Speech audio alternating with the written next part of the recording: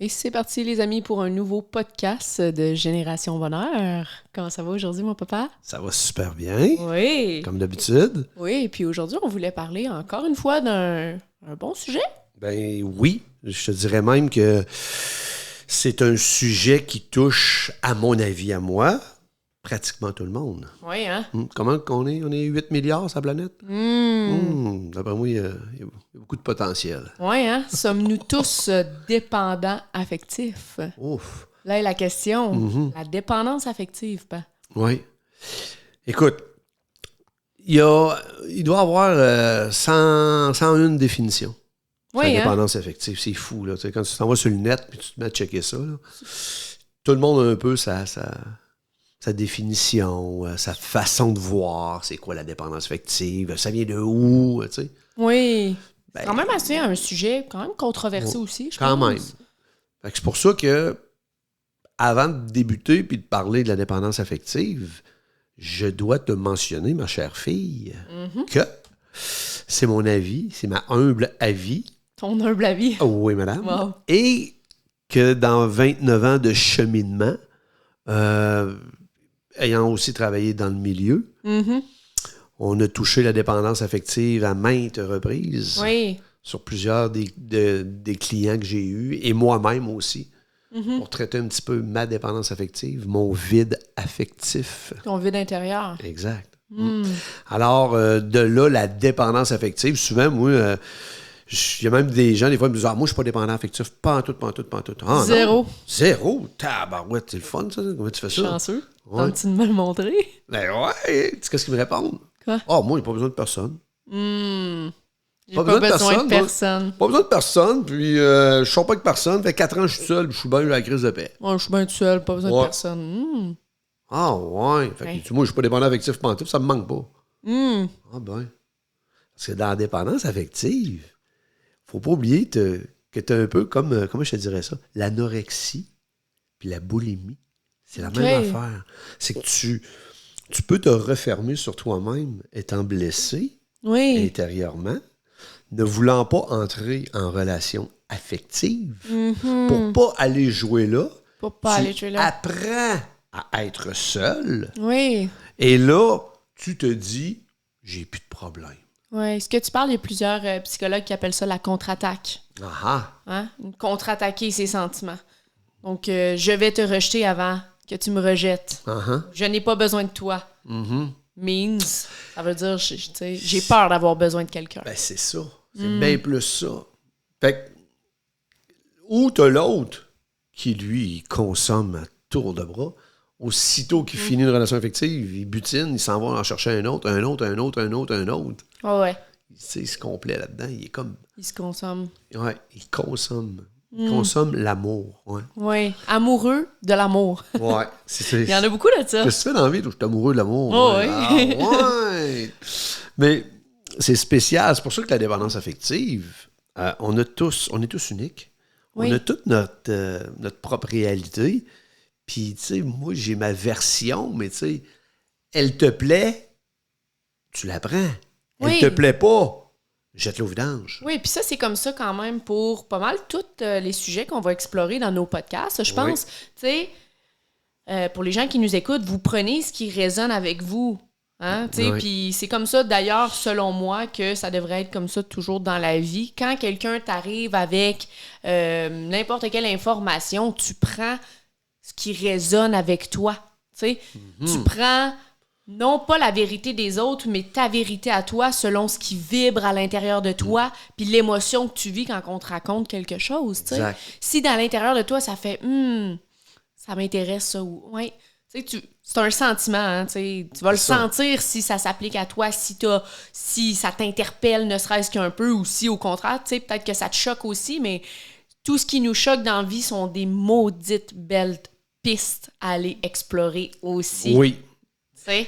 Et souvent aussi, ce qui choque, c'est souvent notre ego qui est touché. C'est souvent notre personnalité qui n'aime pas ça. La personnalité qu'on s'est construite dans notre tête. Exactement. Ce qu'on croit être, oui.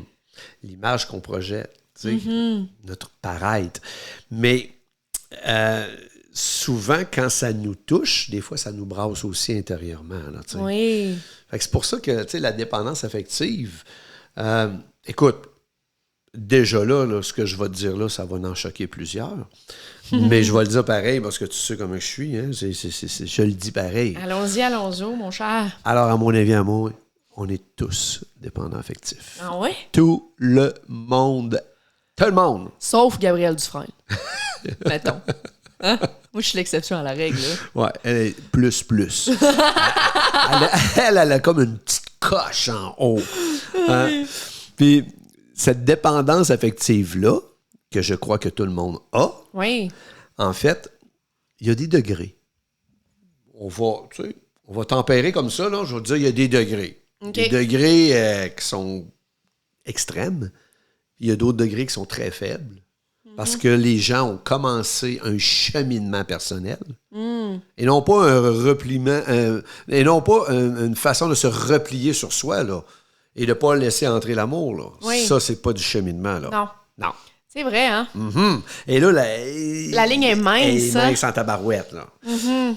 Alors, je crois sincèrement que tout le monde est dépendant affectif. La ligne est mince entre le « je ne veux pas laisser rentrer quelqu'un dans ma vie par peur d'être blessé » et le « je suis bien seul, je suis complet seul ». Oui. Hein? C'est spécial, mais c'est ça. Puis, c'est quoi la dépendance affective? Tu sais, si on fait des recherches, il y a plein de monde qui vont dire c'est à cause que c'est une piètre estime de soi. C'est un manque d'estime de soi, oui. Les parents t'ont pas donné l'amour que tu aurais dû recevoir. Écoute, tu vas en avoir des définitions, c'est incroyable. C'est incroyable. Il y en a 1 milliard. Moi, la mienne, si je peux me permettre, c'est le moment où tu t'es déconnecté de toi-même. Ouais. C'est le moment où tu as arrêté d'être cette pureté que tu es en dedans de toi. Okay. Tu t'es coupé à un moment donné pour te forger justement cette personnalité-là, cet ego-là qu'on te demandait d'avoir pour pouvoir survivre en société puis montrer, selon les valeurs qu'on t'a imposées, que tu étais quelqu'un puis que tu réussirais dans la vie. Mm-hmm. Et là... Tu as créé une coupure, en fait, avec l'enfant que tu étais ou l'être en toi que tu étais versus ce qu'on attend de moi, ce que je dois être pour survivre en société. Cette coupure-là. Oui. Mais je vais te dire oui. Et il y a peut-être d'autres choses. Peut-être que je ne rentrerai pas là-dedans aujourd'hui parce que on n'aurait pas assez d'une demi-heure. Mais pour rester quand même en survol, mais en même temps aller toucher des points précis. Là. Oui, je suis d'accord avec ce que tu viens de dire. Puis, ça crée un manque. Ça crée un vide. Oui. Et là, après ça, on n'a pas d'outils pour apprendre à combler ce vide-là. C'est aussi simple que ça. Là. Et là, tout jeune, qu'est-ce qu'on enseigne? Sois bon avec les autres. Sois bon avec les autres. Sois respectueux avec les autres. Aime ton prochain. Aime ton prochain. Mais pas aime ton prochain comme toi-même. Il manque cette partie-là. Comme toi-même. Et ils ont comme coupé ça puis ils ont oublié de l'enseigner. Là. Ils l'ont coupé au montage, là, celle-là. Là. C'est aime ton prochain. Terminé. Ouais, le gars de son est parti aux toilettes. Parce qu'on ne l'a pas entendu bien. Il a pris une petite pause. Ouais, il a fumé sa clope. Là. Ouais, j'essaie d'aller vapoter dehors, lui. Là. Mais sérieusement, le comme toi-même, on l'a tellement pas appris. Tellement pas. Que là, tabarouette, on peut pas se donner du mérite. On peut pas se dire que je m'aime. On peut pas se féliciter soi-même. Tu vas être un imbut de ta personne. C'est vrai. T'es capoté. Pour qui tu te prends, toi? C'est vrai que quelqu'un qui affiche beaucoup de l'amour de soi ou qui dit ouvertement « Ah, je m'aime. » C'est fou, là. C'est perçu un petit peu plus comme, vaniteux, je dirais, ou de quoi de même. Ça fait réagir, ça choque le monde. Quelqu'un qui montre, qui s'aime, il cherche l'attention. Exact. Ben trop vrai. Fait que là, grosso modo, là, on vient de toucher à des affaires là, que tu dis, ben là, on fait quoi? On peut pas le montrer. Il faut pas, tu sais, il faut quasiment que ça se fasse en cachette. On nous a pas appris comment. On n'a pas d'outils. Je suis déconnecté depuis longtemps. Je fais quoi, là? Je vis dans ma dépendance affective. Oui. Et là, dans ma dépendance affective, il y a plein de degrés. C'est ça. Et c'est là que, tout dépendant comment tu es, ben, tu vas faire des pirouettes pour te faire aimer. Tu vas faire des choses, tu vas accepter des choses que tu ne devrais pas accepter parce que c'est même pas en lien avec tes valeurs. Dans le but d'être aimé. Dans le but de sentir un peu d'amour de quelqu'un d'autre en pensant que ça va combler le vide intérieur. ton vide intérieur. Ça va le combler. Temporairement. Temporairement, c'est éphémère. C'est très ça éphémère. va partir tout de suite. Ça sera pas long. Oui. Alors là, tu te dis, faut que je recommence. Oui. Je recherche ce feeling-là. Hey, on a dit que c'était quoi? Une dépendance. Une dépendance. C'est quoi le feeling? C'est le feeling d'être rassasié au niveau amour. C'est comme quand t'as super faim puis tu t'en vas manger au restaurant. Là, tu manges, puis là, après t'es rassasié. C'est comme quand t'es... Ben, tu vas encore avoir faim dans 4 heures, là. Ça revient, là. Oui. C'est comme quand t'es alcoolique. Hey! Tu prends ta première bière ou ton premier verre, mais t'as déjà hâte à l'autre, puis à l'autre, puis à l'autre, là. Oui. T'sais, tu peux pas penser que tu vas en manquer, là. Tout est planifié, là. Puis même chose pour la drogue, là. C'est une dépendance. Dépendance affective. Dépendance affective. C'est ça. Dépendance. Alors, peut-être qu'en ce moment, il y a des gens qui nous écoutent et ils disent « Ouais, ben moi, je suis pas si pire. » Hey, fine! Super! Tant mieux. T'es pas si pire. Mais, puis il y en a d'autres qui vont dire « Chris, je suis vraiment dépendant, moi. » Mais on peut toujours s'améliorer. Hein? Oui. Ben, écoute, ça va être par le cheminement qu'on s'améliore. Ça ne sera pas en rapport avec l'être aimé. Tu arrives à la maison. Ouais, moi, chérie, j'ai écouté un podcast, là, puis j'ai décidé de ne pas être dépendant affectif. Fait que là, à partir d'aujourd'hui, là, non.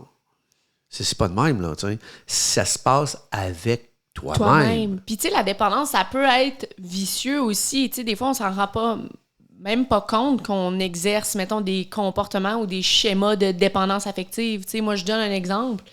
Moi, mon chien, c'est l'amour de ma vie, Tataki. On va vous la présenter un jour. Puis ce chien-là, dans le fond, je me suis rendu compte que quand je partais de la maison, quand je partais de chez moi, je me sentais coupable. Mais la culpabilité de laisser le chien à la maison, parce que c'est un petit chien que je traîne pratiquement tout le temps avec moi. Mais quand je vais à des soupers ou des choses où je peux pas l'amener, c'est ça. Je me sens tout croche de pas pouvoir l'amener. Je me sens coupable de la laisser à la maison, puis je me remets en question. Là, ma tête, mon ego part, tu sais, t'es une bonne mère, tu sais, voyons, c'est un petit chien, t'aurais pu le pousser plus pour qu'elle vienne. Puis là, la culpabilité embarque. Puis ça, je pense que c'est une forme de dépendance affective. 100%. C'est ça. C'est une forme de dépendance affective. Il y a beaucoup de gens qui sont seuls, qui n'ont pas de relation affective, puis ils s'achètent un chien. Parce que, hey, c'est pas mauvais, là. Je dis pas que c'est mauvais.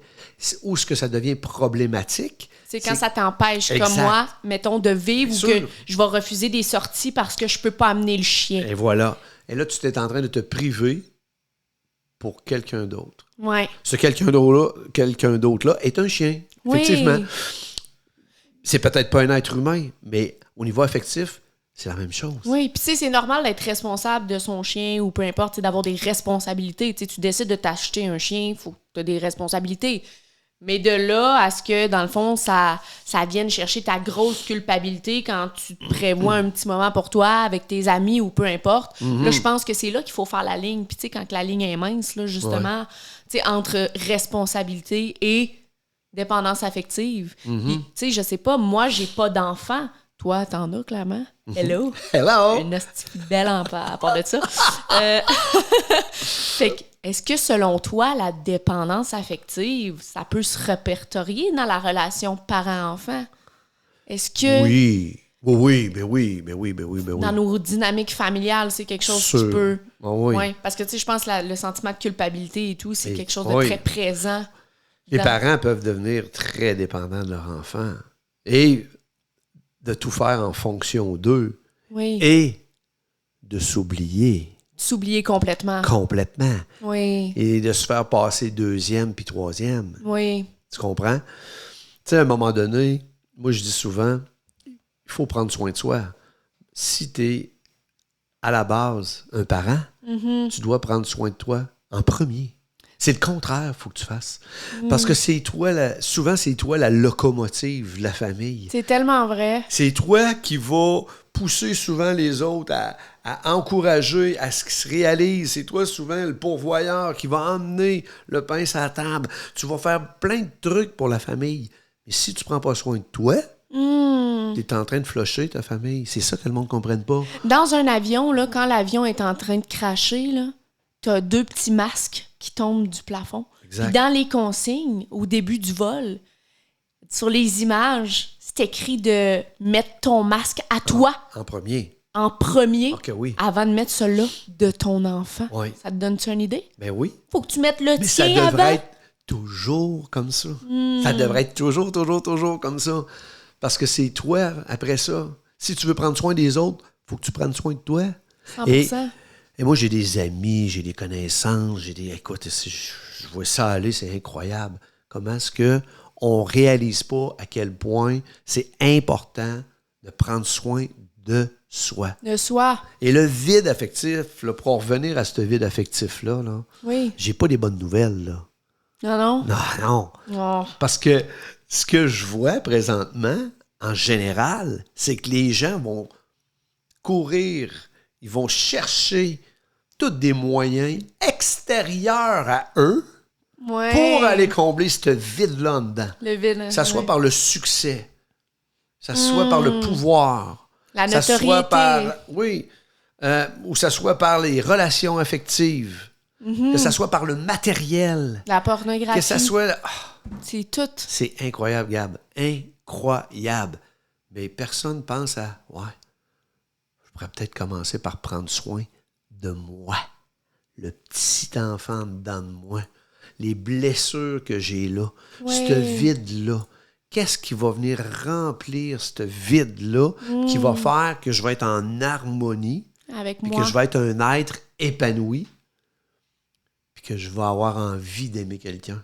Oui. Et là, puis tu vois un paquet de gens qui ont des... Si, mettons, tu regardes le monde passer dans la rue, puis tu étais capable de voir en dedans d'eux, tu verrais des gros trous, là. Ah, des des gros trous trous dans le affectifs. cœur, ouais. Là, tu regardes ça, puis tu dis, ah ben ouais, puis tout ce monde-là se court après pour essayer de combler l'un et l'autre le trou de l'autre. Au lieu de combler son propre trou. Exact. C'est ça, selon nous, la dépendance affective. Exact. Hey, on ne détient pas la vérité ultime. Il y a du monde qui vont dire que c'est des flyers, eux autres. Mais c'est pas grave. Ouais. Tu as le droit de penser ça. Mais il y a une chose, par exemple. On expérimente. Puis moi, ça fait 29 ans que j'expérimente la Oui. dépendance affective. La dépendance tout court, on connaît quand même ça pas pire, toi et moi. Là. Oui. La dépendance aux substances ou la dépendance... On les connaît les deux. Oui. Mais je dis pas que je ne suis plus dépendant affectif. C'est pas ça que je dis. Non, c'est ça. Mais si ma cote était à 9,7 puis je suis rendu à 4,2, on s'entend que ça va bien. Hein? Oui. C'est l'évolution qui est importante. Oui. L'évolution que tu fais, toutes les prises de conscience que tu peux découvrir et surtout remédier.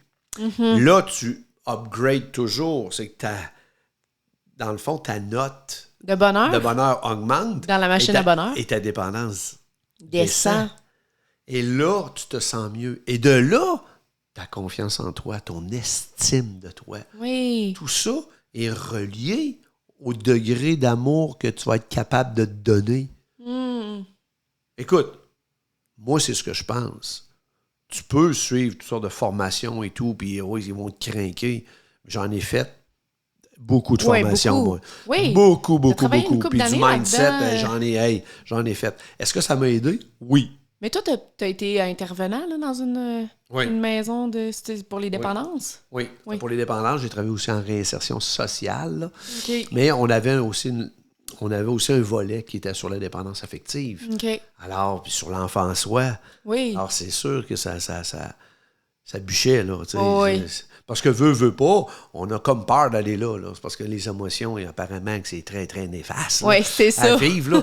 Puis les hommes, faut pas qu'ils vivent ça. Non, Puis, surtout les femmes, pas, tu sais, hein. c'est ça. Les femmes plus, mais malgré tout ça, c'est ça. C'est comme si on avait peur des émotions qui se rattachent à notre réalité. Oui. Mais pour revenir à ce vide-là, d'en prendre conscience. Première étape. C'est la première étape. De reconnaître que qu'on a un vide. Suis-je dépendant affectif? Dans une sphère de ma vie. Oui. Suis-je dépendant affectif? Tu sais? Combien de fois même que tu vas dire oui à ton boss, mais ça le dit non en dedans de toi? Mais tu as envie de se faire plaisir, hein? Pourquoi? Parce que tu veux qu'il t'aime.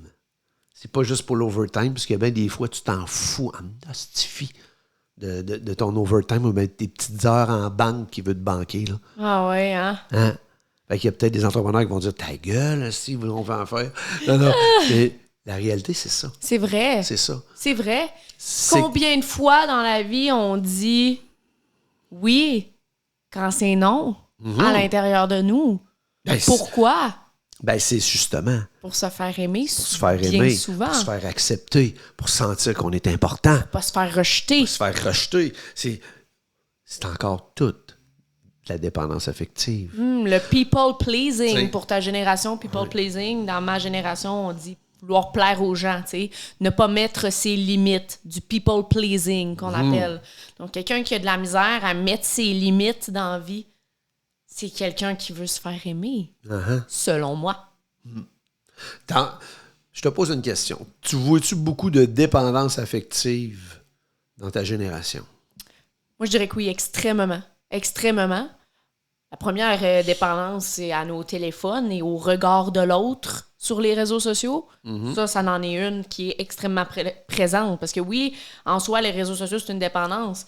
Mais comme je dis, s'il y avait personne pour te regarder sur les réseaux sociaux, est-ce que tu irais pareil? Donc, c'est une dépendance à l'image, une dépendance à ce qu'on projette, au regard de l'autre. Ça, c'est définitif qu'il y en a énormément dans ma génération. À part de ça, la sexualité dans ma génération, ça en est vraiment aussi, je sais pas pour la tienne, mais nous, avec l'avènement des Tinder de ce monde et les dating apps, se consommer puis remplir nos besoins sexuels, on en voit énormément. Et la pornographie, c'est un fléau qui est de plus en plus présente dans ma génération. Je sais pas c'était comment la pornographie dans ta génération.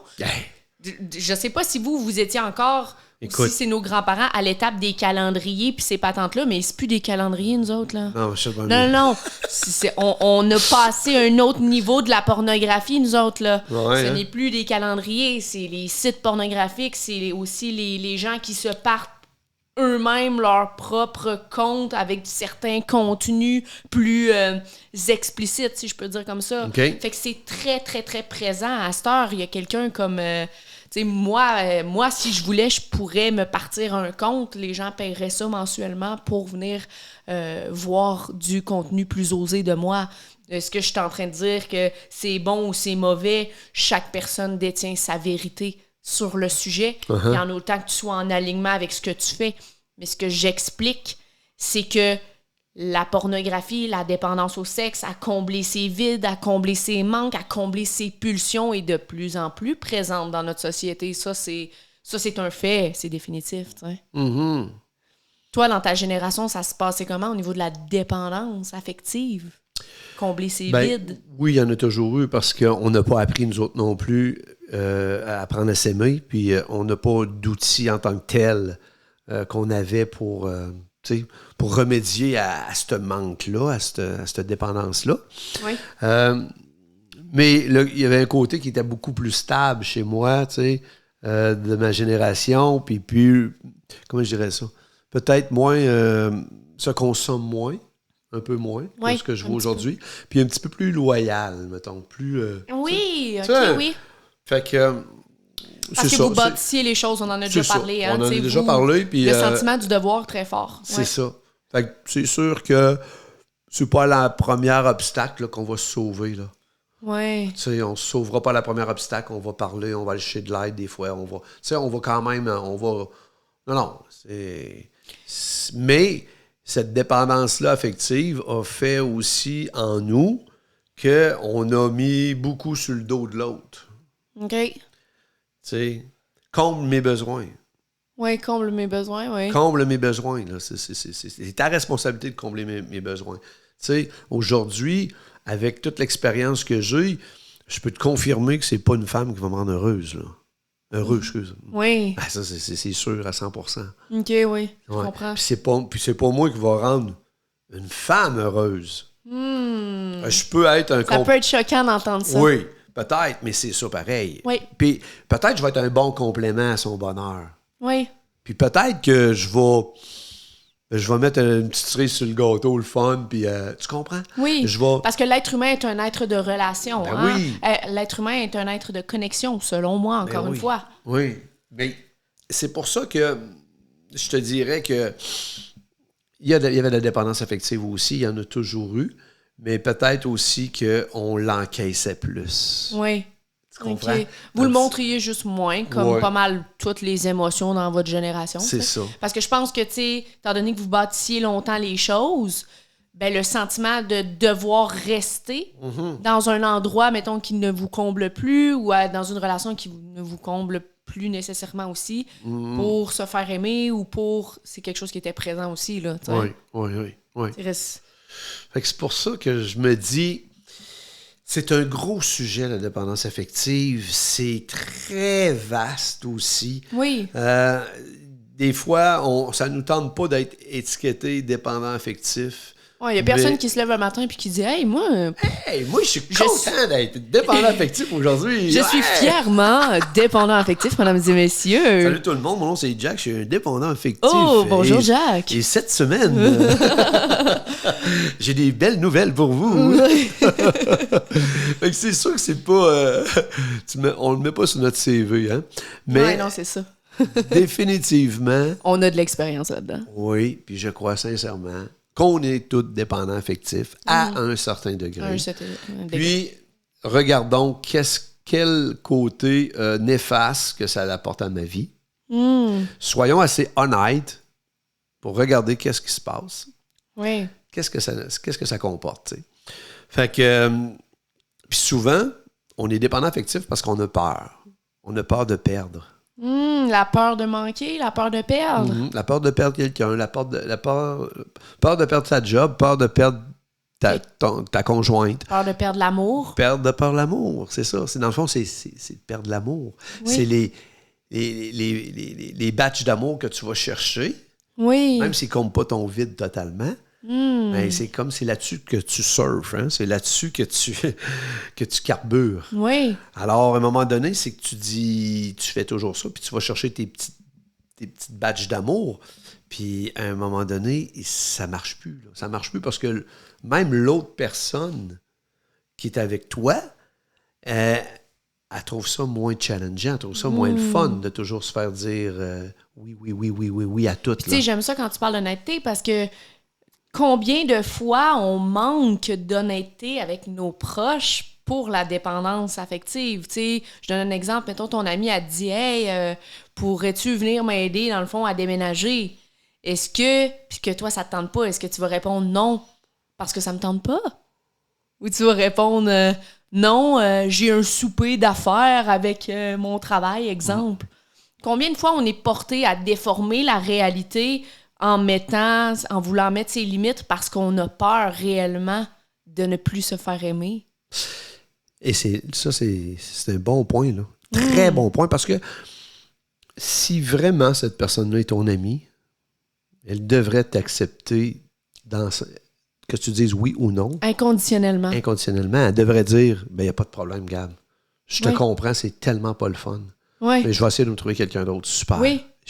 Merci de me comprendre. C'est ça l'amour inconditionnel, Ouais. et même en amitié et dans toutes les relations. C'est d'aimer sans condition, c'est de ne pas t'attendre à ce que les gens autour de toi comblent tes propres manques et ta propre définition de l'amour, de l'amitié, du couple. Ça me fait penser aussi à... Tu pourrais aussi dire, écoute, ça me tente tellement pas, mais tellement pas. Je suis fatiguée, oui. Puis, je pourrais peut-être aller faire un petit tour, te donner un petit coup de main. Je me taperai pas toutes, mais je vais quand même participer un petit bout avec toi. Ça, c'est la notion du compromis, ce que tu Ouais, amènes là. c'est J'aime ça. Ouais.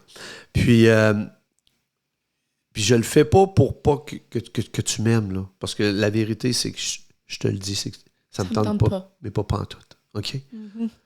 Mais je vais le faire parce que j'ai le goût d'être généreuse envers toi.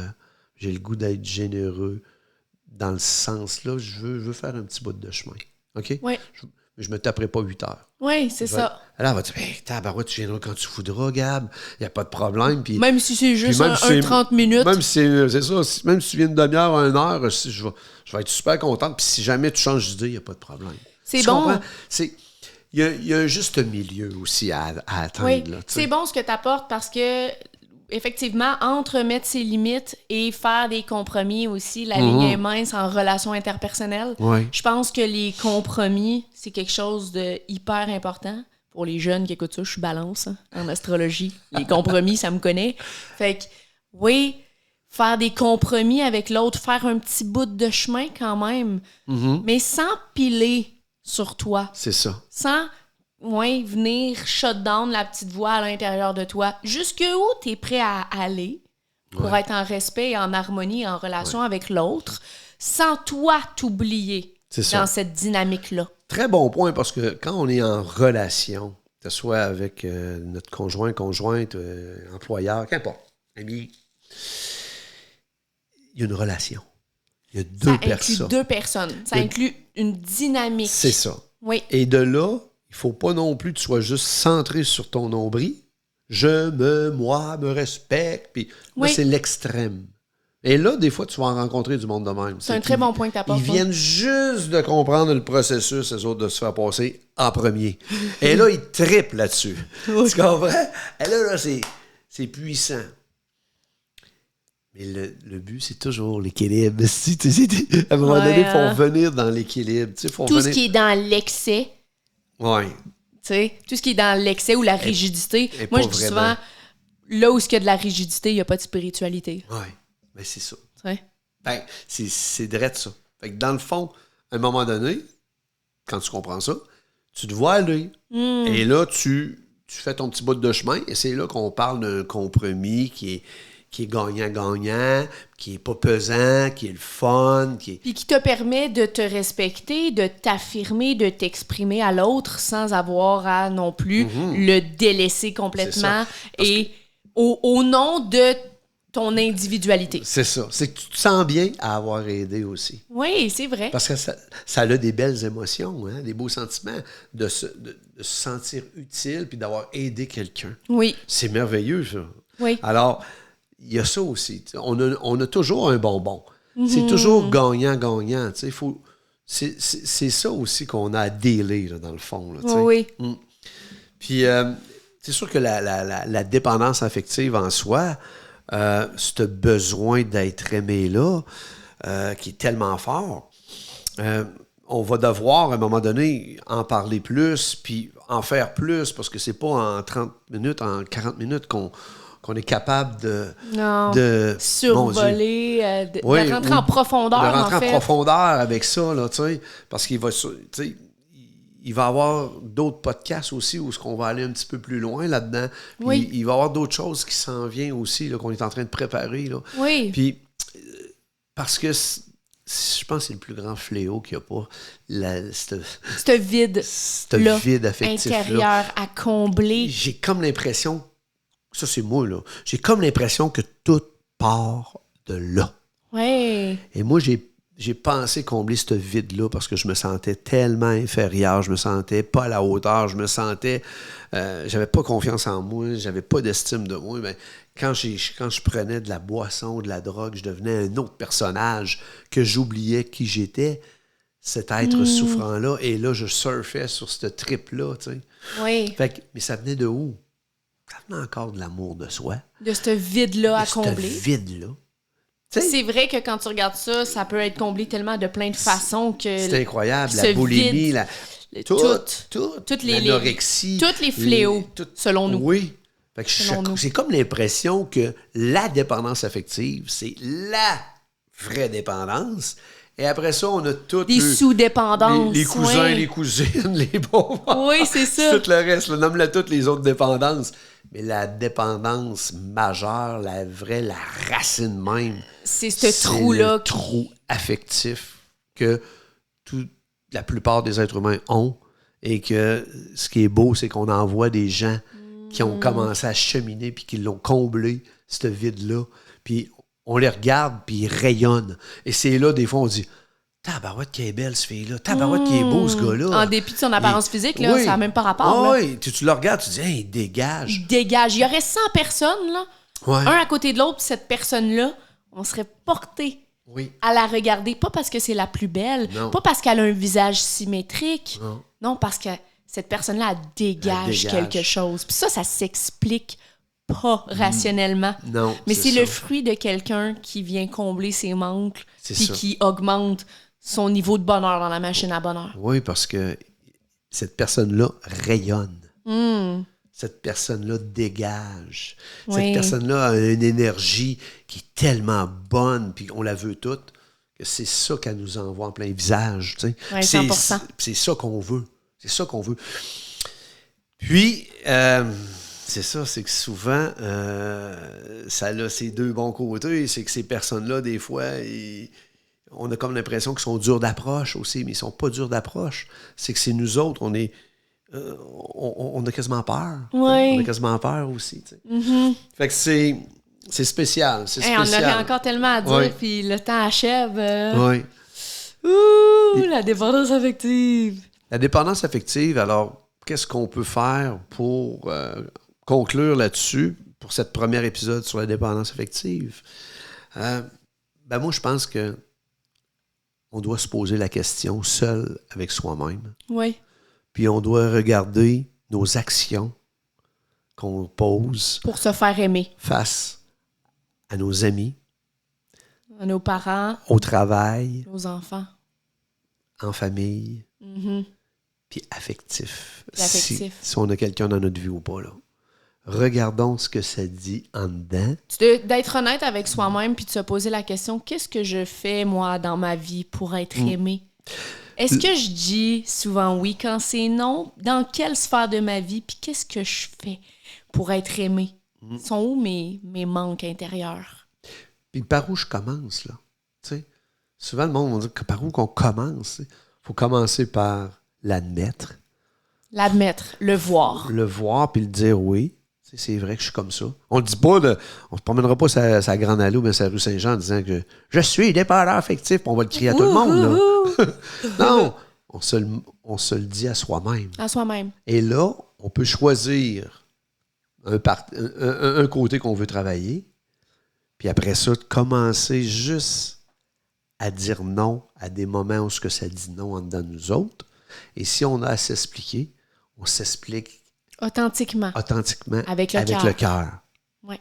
Parce que si tu parles doucement avec ton cœur, tu vas toucher le cœur et le calme de l'autre personne. Ouais. Si tu parles avec ta tête, tu vas toucher l'ego de la personne. Tu vas toucher la tête de la personne. C'est de tête à tête. Tête à tête. Si tu parles avec ton cœur, tu vas toucher le cœur des gens. C'est sûr. Parce que si tu parles fort, sec, t'es dans ta tête. Ça marche pas. Fait que c'est parce que tu es en mode protection. Oui. Tu veux pas aller là. T'sais? Alors, prends juste conscience de ça. Ça va déjà être un gros plus. Oui. Puis risque. Prends un risque. Pas tout. Un risque. Ou ce que tu sens que tu es en période de dépendance affective avec ce que tu vas avoir choisi. Et là, risque de te montrer tel que tu es. Puis de t'affirmer. Tu vas déjà avoir fait un grand pas de géant. Un grand pas de géant. Après vers le cheminement de soi. Oui. Après ça, regarde comment tu t'es senti. Puis après ça, félicite-toi. Oui. Prends le temps de te féliciter. Oui. Ouais. Puis suite à ça, regarde les bienfaits que ça va donner. Je suis sûr que tu vas prendre d'autres moyens. Après ça, tu vas continuer de le faire. Oui. Moi, c'était un petit peu ça là, qui me montait. Là, tu sais. Oui. Ouais. Très bon. Très bon. Alors, sur ça, on est bien contents. Ben oui. Encore une fois, un beau sujet, un beau moment. Un beau moment, un beau sujet avec toi, ma fille. C'est toujours un privilège qu'on a, sérieusement. Oui, hein? Hey, c'est vrai. on reçoit tellement de messages. On là. reçoit des beaux messages, guys. Merci. Ça nous C'est fait chaud au fou, cœur. là. Il y a du monde qui m'envoie des messages privés, des messages sur Facebook, des messages sur Instagram. On a reçu des messages de partout. Des beaux témoignages. Des beaux témoignages. Père, fille, vous me faites vibrer. Tu sais, est-ce que ça nous remplit? Bien oui, ça nous fait du bien. C'est sûr que ça nous fait du bien, tu sais. Tu sais. On le fait pas nécessairement pour aller chercher ça, mais le fait de le recevoir, ce serait pas honnête de vous dire que ça nous réchauffe le cœur. C'est sûr que ça nous réchauffe le cœur. Oui. Puis, ça nous donne le goût de continuer aussi tout le temps, tu sais. Malgré que quand on a commencé à faire ces podcasts-là, on s'était dit, regarde, on le fait, on verra où ce que ça va nous mener. Puis l'important, c'est qu'on va passer du temps ensemble. De qualité. Ensemble. Ouais. Puis c'est là-dessus qu'on avait basé notre réflexion, puis de dire, regarde, on le fait, on verra qu'est-ce que ça va donner. Puis, oui, 100%. Puis en fin de compte, on passe du bon temps, puis je pense que ça l'aide des gens. Oui. Puis je pense que ça fait du bien. Oui, ça fait du bien pour nous, puis ça fait du bien pour vous, ça fait du bien pour tout le monde. Ouais. Fait que c'est ça le but. On augmente peu à peu notre niveau de bonheur dans notre machine à bonheur. C'est toujours un plaisir d'être avec toi, ma chérie. Oui, je t'aime, mon papou. Je t'aime aussi. Bye bye, guys. Ciao.